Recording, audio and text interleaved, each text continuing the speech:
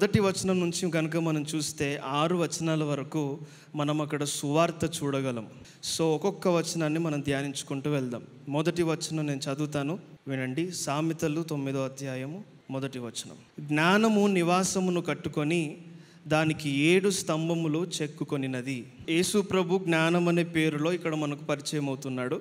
కాబట్టి జ్ఞానము అనే దగ్గర యేసు ప్రభు అని పెట్టుకోండి. ఆ మాటను హీబ్రూలో చదివితే జ్ఞానములు అని వ్రాయబడి ఉంది. జ్ఞానములు అంటే క్రీస్తు యేసులోనే సర్వ సంపదలు దాగి ఉన్నాయి. సర్వ సంపదలు దాగి ఉన్నాయి కాబట్టి అక్కడ జ్ఞానములు అని సంబోధించారు. దానికి అర్థం ఏంటంటే యేసు ప్రభువే. సో యేసు ప్రభువు నివాసమును కట్టుకొని ఉన్నాడంట. ఏంటి ఆ నివాసం?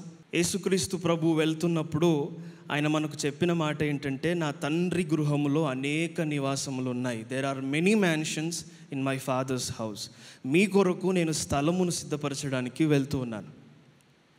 భూమి గురించి మనం చూసినట్లయితే భూమికి స్తంభములు లేవు, కానీ ఆయన సృజించిన పరలోక రాజ్యానికి పిల్లర్స్ ఉన్నాయి, పునాదులు ఉన్నాయి.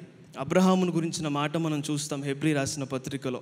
పునాదులు గల పట్టణం కొరకు నిరీక్షణ కలిగి విశ్వాసం కలిగి అబ్రహాం జీవించాడు. సో యేసు ప్రభు కట్టిన నివాసం ఏంటంటే పరలోక రాజ్యం. పరలోక రాజ్యము తర్వాత ఇంకా ఏంటి నివాసం అని మనం చూసినట్లయితే మత్తయి సువార్త 16వ అధ్యాయంలో రాయబడి ఉంది. పేతురుతో ఆయన మాట్లాడుతున్నాడు. పేతురు, నీవు బండవు, ఈ బండ మీద నా సంఘమును కట్టుదును, పాతాళలోక ద్వారములు నీ ఎదుట నిలువనేరవు అని చెప్పాడు.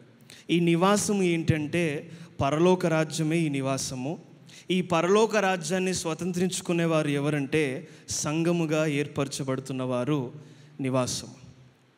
ఆ తర్వాత అక్కడ రాయబడి ఉంది 7 స్తంభములు చెక్కుకొనినది. యేసు ప్రభు ఏం చేశాడంటే ఆ యొక్క నివాసమును ఏర్పరిచి నివాసమును కట్టి 7 స్తంభములుగా చెక్కాడంట. 7 స్తంభముల గురించి మనం చూసినట్లయితే ప్రకటన గ్రంథంలోనికి వెళ్తే 7 ఆత్మలు ఉన్నాయి, 7 నక్షత్రములు ఉన్నాయి, 7 దీపస్తంభములు ఉన్నాయి.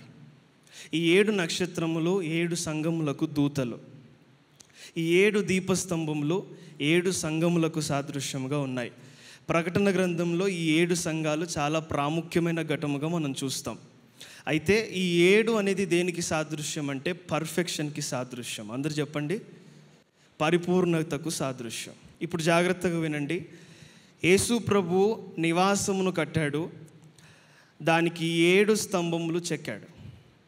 దీనికి అర్థం ఏంటంటే ఆయన కట్టిన పరలోక రాజ్యము, ఆయన ఏర్పరిచిన సంఘము పరిపూర్ణమైనది అని అక్కడ అర్థం. హల్లెలూయా. ఈ లోకంలో చాలా కట్టడాలు ఉన్నాయి, ఈ లోకంలో చాలా రకాల వ్యవస్థలు ఉన్నాయి, కానీ అన్నిటిలో పరిపూర్ణత కనుక మనం వెతికితే ఎక్కడా దొరకదు. ఈ లోకంలో కట్టేటివి, ఈ లోకంలో మనం సంపాదించుకునేటివి అన్నీ తాత్కాలికమైనవి, అశాశ్వతమైనవి. దేనిలో కూడా పరిపూర్ణమైన ఆనందాన్ని మనం పొందలేం. వెతకడానికి మనం ప్రయత్నిస్తూ ఉంటాం, ఆనందం పొందుకోవడానికి. అక్కడ దొరుకుతుందేమో, ఇక్కడ దొరుకుతుందేమో, ఇది బాగుంటుందేమో అని వెతుకుతూ ఉంటాం, పరిశీలన చేస్తూ ఉంటాం, కానీ ఎక్కడా పరిపూర్ణత దొరకదు. పరిపూర్ణమైన ఆనందము, పరిపూర్ణమైన సమాధానము, పరిపూర్ణమైన విశ్రాంతి ఎక్కడ దొరుకుతుందంటే ఆయన ఏర్పరచుకున్న సంఘములో, ఆయన కట్టిన పరలోక రాజ్యంలో మాత్రమే పరిపూర్ణత దొరుకుతుంది. హల్లెలూయా. మొదటి వచనంలో ఆయనకు నివాసాన్ని కట్టాడు, ఆ నివాసము పరిపూర్ణమైనది. 2వ వచనాన్ని చదువుదాం. పశువులను వధించి ద్రాక్షారసమును కలిపి ఉన్నది, భోజన పదార్థములను సిద్ధపరిచి ఉన్నది. పశువులు అనే మాట దగ్గర హీబ్రూలో ఎలా రాయబడి ఉందంటే బలి అని రాయబడి ఉంది. సాక్రిఫైస్ అన్న మాట అక్కడ రాయబడి ఉంది. తన బలిని అర్పించాడు అని ఉంది. తన బలి అంటే తన శరీరం. సిలువలో ఆయన ఏం చేశాడు? తన శరీరాన్ని బలిగా అర్పించాడు. మానవ రక్షణ కొరకు, మానవుల యొక్క పాపం నుంచి విడిపించడానికి ఆయన శరీరాన్ని, ఆయన రక్తాన్ని కార్చాడు. సిలువలో తన ప్రాణాన్ని అర్పించాడు. ఆ తర్వాత భోజన పదార్థములను సిద్ధపరిచాడంట. ఇది ఏంటి అంటే 7 సంవత్సరంలో మధ్యాకాశంలో జరగబోయే విందుకు సాదృశ్యంగా ఉంది. ఆయన ప్రాణం అర్పించాడు, ఆయన రక్తాన్ని చిందించాడు, తర్వాత ఒక విందును ఏర్పాటు చేసి ఎదురు చూస్తూ ఉన్నాడు. ఒకసారి ఆదికాండం 43వ అధ్యాయము 16వ వచనాన్ని చదువుదాం. యోసేపు వారితోనున్న బెన్యామీనును చూచి తన గృహ నిర్వాహకునితో ఈ మనుషులను ఇంటికి తీసుకొని పోయి ఒక వేటను కోసి వంట సిద్ధము చేయించుము, మధ్యాహ్నమందు ఈ మనుషులు నాతో భోజనము చేయుదురని చెప్పాను. ఐగుప్తు దేశంలో సమృద్ధి ఉంది. కరువు సమయంలో ఐగుప్తు దేశంలో కావలసినంత ధాన్యం ఉంది. అన్ని దేశాల వారు కూడా అక్కడికి వచ్చి యోసేపు దగ్గర ఆహారాన్ని కొనుక్కొని వెళ్తున్నారు. అదే రీతిగా కూడా యోసేపు సహోదరులు కూడా బెన్యామీనును తీసుకొని రావడం జరిగింది. బెన్యామీనును తీసుకొని అందరు కలిసి మరలా ఐగుప్తు దేశంలో యోసేపు దగ్గరికి వచ్చినప్పుడు యోసేపు ఏమంటున్నాడంటే, ఒక వంట మీరు సిద్ధం చేయండి, వేటను కోసి వంట సిద్ధం చేయండి. ఈరోజు వీరితో కలిసి నేను భోజనం చేయబోతున్నాను, అందరూ కలిసి భోజనం చేద్దామని పనిచేస్తున్న వ్యక్తికి చెప్పాడు. అదే రీతిగా భోజనాన్ని సిద్ధపరిచారు. సమయం వచ్చేసింది. అప్పుడు ఏం జరిగిందో చూద్దాం. 32వ వచనం. అతనికిని వారికిని అతనితో భోజనం చేయుచున్న ఐగుప్తీయులకును వేరువేరుగా వడ్డించిరి. ఐగుప్తీయులు హెబ్రీలతో కలిసి భోజనము చేయరు, అది ఐగుప్తీయులకు హేయము. అందరం కలిసి భోజనం చేద్దాం, అందరికీ లంచ్ ఏర్పాటు చేయండి అని చెప్పాడు. ఆ తర్వాత భోజన సమయం కాగానే ఐగుప్తీయులు సపరేట్గా కూర్చున్నారు. ఈ యోసేపు సహోదరులు ఎవరైతే ఉన్నారో హెబ్రీయులు, వీరు సపరేట్గా కూర్చున్నారు.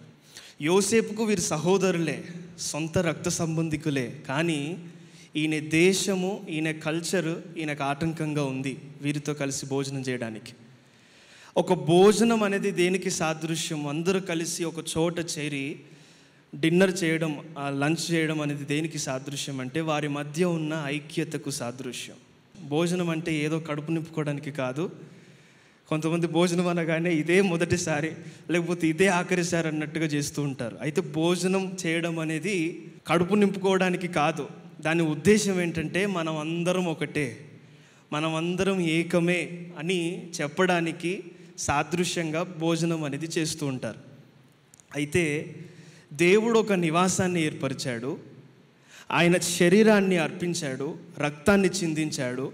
ఇప్పుడు భోజనమును సిద్ధపరిచాడంట. అందరూ కలిసి ఎంతమంది అయితే ఆయన రక్తమును అంగీకరిస్తారో, ఆయన త్యాగమును అంగీకరిస్తారో వారందరూ కూడా ఆయనతో పాటు కలిసి ఏకమై ఆ భోజనంలో పాలు పొందడానికి ఆయన ఒక విందు ఏర్పాటు చేస్తున్నాడంట. అయితే ఇక్కడ మనం చూసినట్లుగా అక్కడ భేదములు ఉండవు. ఇక్కడ మనం చూసినట్లుగా నువ్వు వేరు, నేను వేరు, నీకు ఇంత భోజనం, నీకు ఇంత ద్రాక్షరసం, ఇవన్నీ ఈ భేదాలు ఇవన్నీ అక్కడ ఉండవు. కానీ అందరూ ఏకముగా ఆయన చేసిన త్యాగమును గుర్తు చేసుకొని, ఆయన కార్చిన రక్తమును బట్టి ఆనందిస్తూ ఆయనతో పాటు కలిసి ఆత్మలో ఆనందించే విందు అది. హల్లెలూయా. ఆ విందులో దేంట్లో ఆనందిస్తాం? ఉంటాయి, ఆహార పదార్థాలు అన్నీ ఉంటాయి, కానీ మనం ఆనందించేది వాటిలో కాదు. నేను ముందే మొదటి వచనంలోనే ఉంది కదా, 7 స్తంభములు చెక్కాడంట. 7 పరిపూర్ణతకి సాదృశ్యం. ఆ స్థలానికి మనం వెళ్ళినప్పుడు మనకు దేవుడిచ్చిన నీతి పరిపూర్ణంగా ఆనందిస్తాం. దేవుడు మన ఎడల చూపించిన కృపను పరిపూర్ణంగా ఆనందిస్తాం. దేవుడు మనకిచ్చిన సమాధానాన్ని, ఆనందాన్ని పరిపూర్ణంగా పొందుకుంటాం. దేవుడు మన పట్ల కలిగి ఉన్న ప్రేమను పరిపూర్ణంగా ఆస్వాదిస్తాం. దేవుడు మన పట్ల ఆదరణను చూపించబోతున్నాడు. ఆ సమయంలో ఏం జరుగుతుందంటే, ఈ భూమి మీద చాలాసార్లు ఆత్మ నలిగిపోతూ ఉంటుంది, విరిగిపోతూ ఉంటుంది, బాధపడుతూ ఉంటుంది. కానీ ఆ విందులో మన ఆత్మను ఆయన ఓదార్చబోతున్నాడు, మన ఆత్మకు ఆదరణ కలగబోతున్నది. అదే ఆ విందులో మనం ఆనందించే భోజన పదార్థములు. మటన్, చికెన్ కదా, జింక మాంసం, ఒక్కొక్కరికి ఒక్కొక్క మాంసం ఇష్టం. ఈ మాంసంలో మనం అక్కడ ఆనందించాం, అవన్నీ ఉంటాయి, కానీ వాటిలో కాదు మన ఆనందం. దేవుడు మనకిచ్చిన ఆ యొక్క ప్రేమ, ఆ కృప, ఆ వాత్సల్యత, వాటిలో పరిపూర్ణమైన ఆనందాన్ని మనం పొందుకుంటాం. ఇప్పుడు 9వ అధ్యాయం 3వ వచనానికి వెళ్దాం. తన పనికత్తెల చేత జనులను పిలువనంపినది, పట్టణమందలి మెట్టల మీద అది నిలిచి, జ్ఞానము లేనివాడా ఇక్కడికి రమ్మని ప్రకటించుచున్నది, తెలివి లేని వారితో అది ఇట్లా అనుచున్నది. పనికత్తెలు పంపించాడంట. ఎవరు ఈ పనికత్తెలు?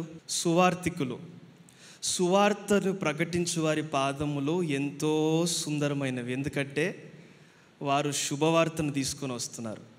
మనుషులందరికీ మంచి వార్తను వారు ప్రకటిస్తున్నారు కాబట్టి వారు ఎక్కడ అడుగు పెడుతున్నారో వారి పాదములను బట్టి, వారి జీవితాలను బట్టి ఆ స్థలములు ఆశీర్వదించబడుతూ ఉంటాయి. అయితే దేవుడు ఏం చేశాడంటే పనివారిని పంపించాడు. ఆ పనివారిని తన సొంత ప్రజల యొద్దకు పంపించాడు. సొంత ప్రజలు ఎవరు? యూదా ప్రజలు. యూదా ప్రజల దగ్గరికి పనివారిని పంపిస్తే వారు వినకుండా ఆ వార్తను తృణీకరిస్తే దేవుడు ఏం చేశాడంటే మరలా కొంతమంది దాసులను పంపించి, ఇంకా మీరు సొంత వారికి కాదు, మీకు ఎవరు కనబడితే వారికి వార్త చెప్పి ఆహ్వానించండి. వారు చెడ్డవారైనా మంచివారైనా, ఏ జాతికి చెందినవారైనా, ఏ వంశానికి చెందినవారైనా, ఏ దేశానికి చెందినవారైనా పర్వాలేదు, మీరు వెళ్ళి ఈ విందును గురించిన వార్త మీరు ప్రకటిస్తూ ఉండండి, అందరినీ విందుశాలకు తీసుకొని రండి అని దాసులను పంపిస్తే వీరు అదే రీతిగా పని చేస్తూ వెళ్తూ ఉన్నారు. ఈరోజు మనం చూస్తుంది అదే. ఆయా దేశాలలో, ఆయా వంశాలలో ఈ జాతి అని, ఈ కులము అని ఎక్కడ భేదం లేదు. ప్రతి దేశంలో, ప్రతి పట్టణంలో, ప్రతి ప్రాంతంలో కూడా ఈ సువార్త ప్రకటించబడతానే ఉంది. మీడియా ద్వారా కావచ్చు, సంఘముల ద్వారా కావచ్చు, పుస్తకాల ద్వారా కావచ్చు, మిషనరీస్ ద్వారా కావచ్చు, ఎన్ని మార్గాలు ఉంటే అన్ని మార్గాల ద్వారా ఆయన చేత పంపబడిన దాసులు ఏం చేస్తున్నారంటే సువార్తను ప్రకటిస్తూనే ఉన్నారు. సువార్తను ప్రకటిస్తూనే ఉన్నారు. చాలామంది ఏం చేస్తున్నారు? అంగీకరిస్తున్నారు. విందుశాల ఏమవుతుందంట? నిండిపోతూ ఉందంట. ఈరోజు జరిగేది అదేనండి. అంత్యకాలంలో, చివరి సమయంలో మనం ఉన్నాం. అయితే ఈ కాలంలో ఏం జరగబోతూ ఉందంటే విందుశాల మొత్తం నింపబడబోతూ ఉంది. హల్లెలూయా.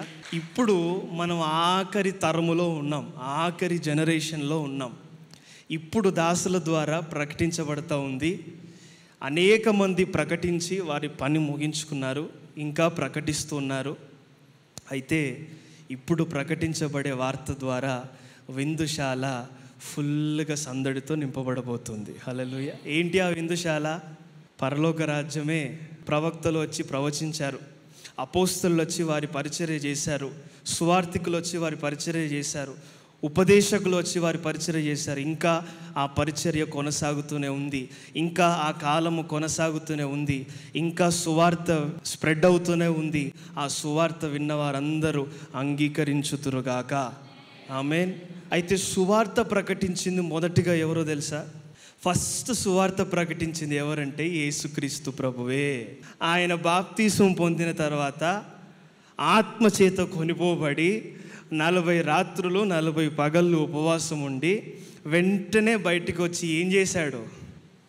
పరలోక రాజ్యం గురించి సువార్త ప్రకటించాడు. మీరు మారు మనసు పొందండి, పరలోక రాజ్యం గురించిన వార్త ఆయన ప్రకటించాడు. ఇప్పుడు చూడండి ఒకసారి సామెతలు 9:3 తన పనికత్తెల చేత జనులను పిలువనంపింది. అది ఎవరంటే సువార్త ప్రకటించే సేవకులు. పట్టణమందలి మెట్టల మీద అది నిలిచి జ్ఞానము లేనివాడా ఇక్కడికి రమ్మని ప్రకటించుచున్నది. ఎవరది?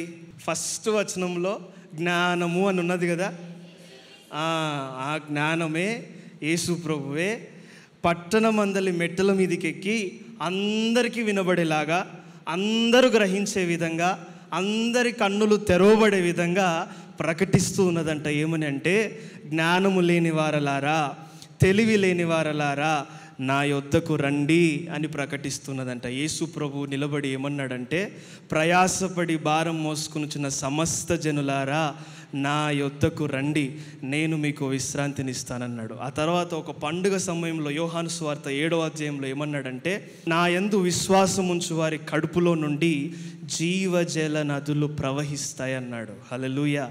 యేసు ప్రభువే ఆ మంచి శుభవార్తను ప్రకటించాడు.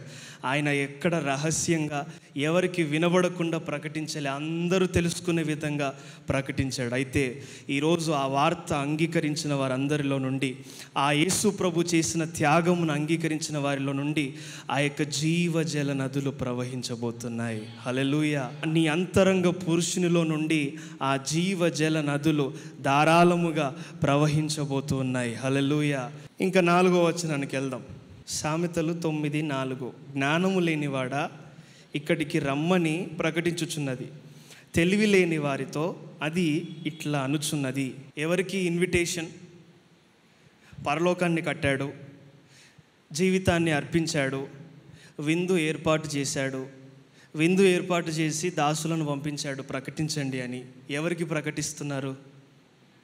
జ్ఞానము లేని వారితో, తెలివి లేని వారితో. అంటే ఎవరు?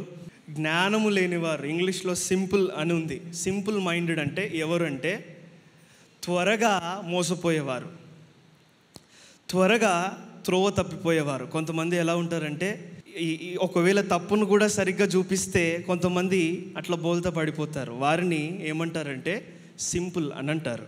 మన భాషలో, మన వాడుక భాషలో అమాయకుడు, ఏమి తెలియనివాడు, త్వరగా మోసపోయేవాడు, అట్లాంటి వారి గురించి ఇక్కడ రాయబడి ఉంది. తెలివి లేనివారు, జ్ఞానము లేనివారు, దేవుని వాక్యం అంటే అవగాహన లేనివారు, రక్తము ద్వారా పరిశుద్ధపరచబడడం అంటే తెలియని వారు, లోకములో కలిసిపోయి చీకటిలో బ్రతుకుతున్న వారు ఈ జ్ఞానం లేనివారు. అయితే సువార్త ప్రకటిస్తున్న వారు ఎవరికి చెప్తున్నారంటే, దేవుని వాక్యం ఎవరికి ప్రకటించబడతా ఉందంటే పాపములో కూరుకుపోయి చీకటి బ్రతుకుతున్నవారు, అపవిత్రతలో ఉన్న వారికి ఈ వార్త ప్రకటించబడుతుందంట. ఏమని అంటే, మీ కొరకు ఒక వ్యక్తి తన ప్రాణాన్ని అర్పించాడు, మీ కొరకు ఒక వ్యక్తి తన రక్తాన్ని చిందించాడు. ఆ దేవుడు మీ పాపములను కడిగి ఆ విందులో మీతో కలుసుకోవాలని ఆశపడుతున్నాడని వార్త ప్రకటించబడుతూ ఉన్నదంట జ్ఞానము లేని వారికి.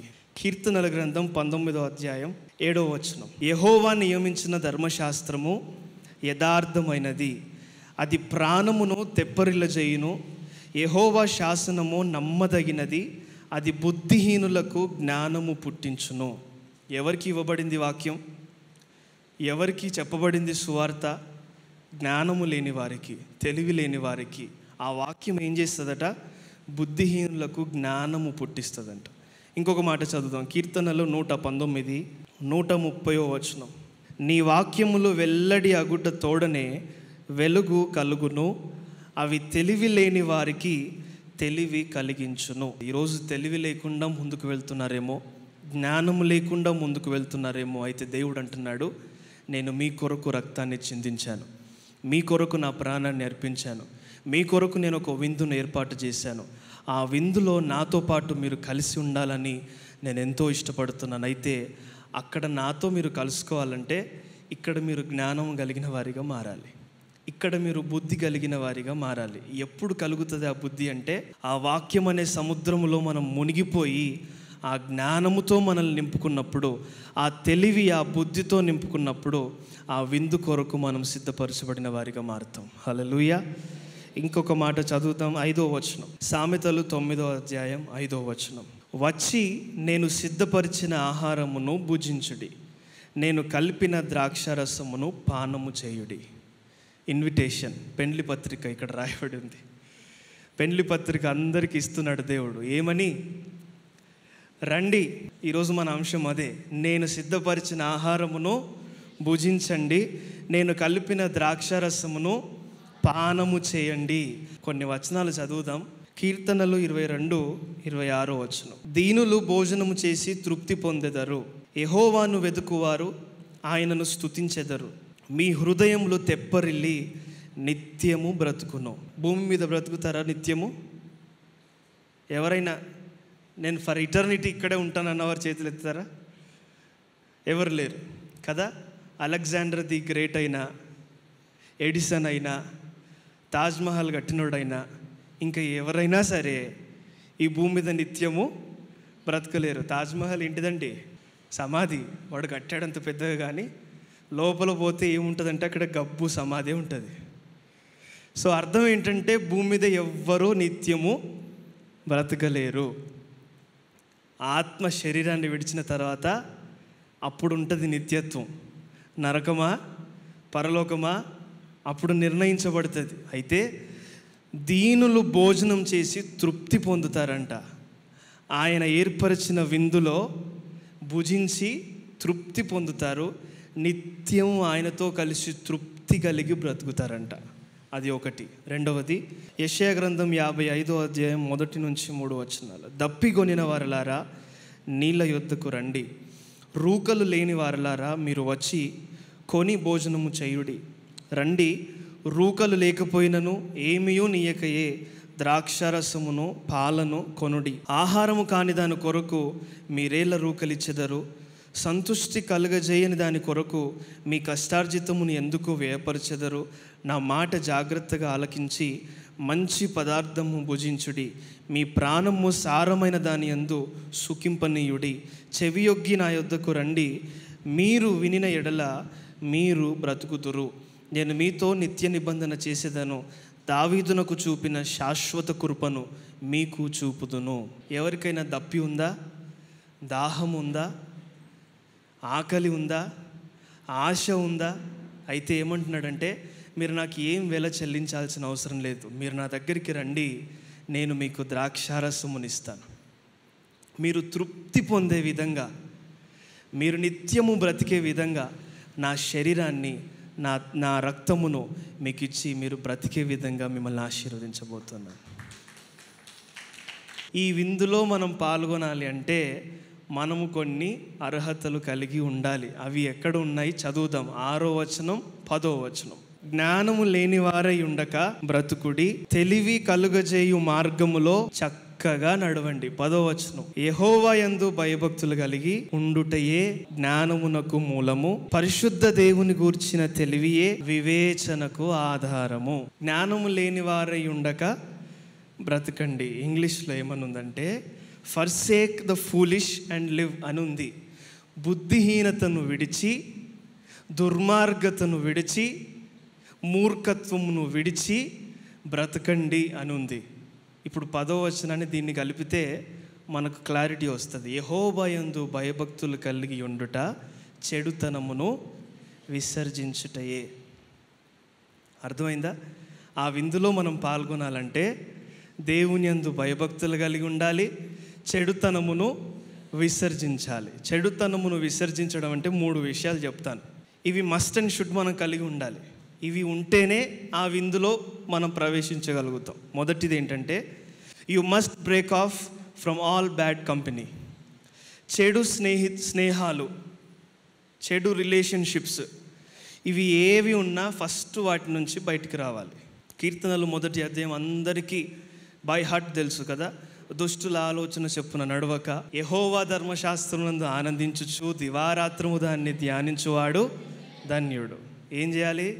దుష్టుల ఆలోచన విడిచిపెట్టాలి, పాపముల మార్గమును విడిచిపెట్టాలి, అపహాసకులు కూర్చుండే ఆ స్థలమును విడిచిపెట్టి యెహోవా యందు భయభక్తులు కలిగి దేవుని మార్గంలో మనము నడవాలి. అది మొదటిగా తప్పకుండా చేయాలి. రెండవది, మీరు నిర్జీవ క్రియలను విడిచి, శాపగ్రస్తమైన కార్యములను విడిచి, దేవునికి ఆయాసకరమైన కార్యములను విడిచిపెట్టి నిజమైన ఆనందము కలిగిన వారై, దేవుడిచ్చే జీవము కలిగిన వారై బ్రతకాలి. ఒకసారి చదువుతాం. ఎఫెసీయులకు రాసిన పత్రిక 5వ అధ్యాయం 14వ వచనం. అందుచేత నిద్రించుచున్న నీవు మేల్కొని మృతులలో నుండి లెమ్ము, క్రీస్తు నీ మీద ప్రకాశించునని ఆయన చెప్పుచున్నాడు. ఎక్కడి నుండి లేవాలంట? నిద్రించుచున్న నీవు మేల్కోవాలి, నిర్జీవ క్రియలను విడిచిపెట్టాలి, దేవునికి ఆయాసకరమైన కార్యములను విడిచిపెట్టాలి, శాపగ్రస్తమైన వాటిని విడిచిపెట్టాలి. అప్పుడు క్రీస్తు నీ మీద ప్రకాశించును. ఆయన వెలుగు నీ మీద లేకుండా, ఆయన రక్తము ముద్ర నీ మీద లేకుండా, ఆయన నామములో, ఆయన ఆత్మలో నీవు ముద్రించబడకుండా ఆ విందులో ప్రవేశించుట అసాధ్యము. మూడవదిగా, నీవు తప్పనిసరిగా జ్ఞానము అనే మార్గమును ఎన్నుకోవాలి. అప్పుడు ఆ విందులో ప్రవేశించడానికి మనకు అర్హత వస్తుంది. ఎంతమందికి ఈ అర్హత కావాలి? కావాలా? 6వ వచనాన్ని 10వ వచనాన్ని బాగా ధ్యానించండి. దాని ప్రకారంగా జీవించినప్పుడు ఆ విందులో ప్రవేశించే యోగ్యత ఉంటుంది. ఇందాక మనం మత్తయి సువార్త 22వ అధ్యాయంలో చదివాం. విందుకు అందరూ వచ్చారంట. తర్వాత చదువుకోండి. అందులో ఒక వ్యక్తి మాత్రం పెళ్లి వస్త్రం లేదు. ఆ వ్యక్తి దగ్గరికి వెళ్ళి దేవుడు అంటున్నాడు, స్నేహితుడా, పెళ్లి వస్త్రం లేదు కదా, ఏమైంది అని అడిగాడంట. ఆయన దగ్గర సమాధానం లేదు. పెళ్లి వస్త్రం అంటే దేవుడు నీకు ఇచ్చిన రక్షణ వస్త్రం, దేవుడు నీకు ఇచ్చిన నీతి వస్త్రం. అది ధరించుకొని దాన్ని కాపాడుకొని నీ తుది శ్వాస వరకు నీవు జీవించాలి. అది కోల్పోతే, ఆ మధ్యలో ట్రాక్ తప్పిపోతే ఆ గమ్యానికి నీవు చేరుకోలేవు. కాబట్టి దేవుడిచ్చిన పరిశుద్ధతను జాగ్రత్తగా కాపాడుకోవాలి. హల్లెలూయా. 12వ వచనం ఒక్కటి చదివి ముగించుకుందాం. నీవు జ్ఞానివైన ఎడల నీ జ్ఞానము నీకే లాభకరమగును, నీవు అపహసించిన ఎడల దానిని నీవే భరింపవలెను. పక్కన వాళ్ళకు షేక్ హ్యాండ్ తీసుకోండి. అర్థమైందా? ముందు మంచి చెడులు పెట్టాడు, జీవము మరణము పెట్టాడు. ఏది ఎంచుకుంటావో నీ ఇష్టం. తర్వాత మీరు ఇంటికి వెళ్ళాక అధ్యాయం మొత్తం చదవండి. జ్ఞానము చేసిన విందులో ఏముందో ఇప్పటిదాకా ధ్యానించుకున్నాం. తృప్తి, ఆనందం, సంతోషం, నీతి, కృప, ఇవన్నీ ఉన్నాయి. ఇవన్నీ నిజమైన ఆనందం. ఆ విందులో ఇవన్నీ ఉంటాయి. మరి ఈ జ్ఞానాన్ని మనం అంగీకరిస్తే ఇవన్నీ పొందుకుంటాం. ఇది కాదు, నేను బుద్ధిహీనతను ఎంచుకుంటానంటే దానికి తగిన ఫలము కూడా ఉంది క్రింద వచనాల్లో. మీరు తర్వాత ఇంటికి వెళ్ళి చదవండి. సో నేను అదే ఎంచుకుంటానంటే నీవే భరించాలి. ఉంది కదా, నీవు అపహసించిన ఎడల నీవే భరించాలి. సో జీవం కావాలా, మరణం కావాలా, మంచి కావాలా, చెడు కావాలా, నీ ముందు దేవుడు పెట్టాడు. దేంట్లో ఏముందో కూడా చెప్పాడు. దేన్ని ఎంచుకుంటావో నీ ఇష్టం. ఏం కావాలి? అర్జెంటుగా నా బ్యాంకులో ₹1,00,00,000 కావాలి. మరి దేవుని దగ్గరికి వచ్చాను కదండి, నాకు కావాలి. ప్రతి ఆదివారం వస్తున్నా, నాకు కావాలి కదా. నాకైతే దేవుడు ఇచ్చే జీవం కావాలి. మీకు కావాలా? అయితే యెహోవాయందు భయభక్తులు కలిగి చెడుతనమును విసర్జించి ఆయన సిద్ధపరిచిన ఆహారమును భుజిస్తూ ఆయన సిద్ధపరిచిన పానమును త్రాగుతూ ఆ ఆత్మలో సంతృప్తి చెందుతూ ఆ ఆత్మలో ఆనందిస్తూ ఆయన ఇచ్చిన ఆజ్ఞల ప్రకారంగా నడుస్తూ ఆ త్రోవలో నడుస్తూ ముందుకు వెళ్తే తప్పకుండా ఆయన సిద్ధపరిచిన ఆ పరిపూర్ణమైన నివాస స్థలములో, ఆ పరలోక రాజ్యంలో ఆయనతో పాటు యుగ యుగాలు జగజగాలు ఆనందిస్తూనే ఉంటాం. హల్లెలూయా. ఏది ఎంచుకుంటారో దేవుడు మీకు చెప్పాడు. మీరు సరి అయినది ఎంచుకొని సరి అయిన మార్గంలో వెళ్ళుదురుగాక.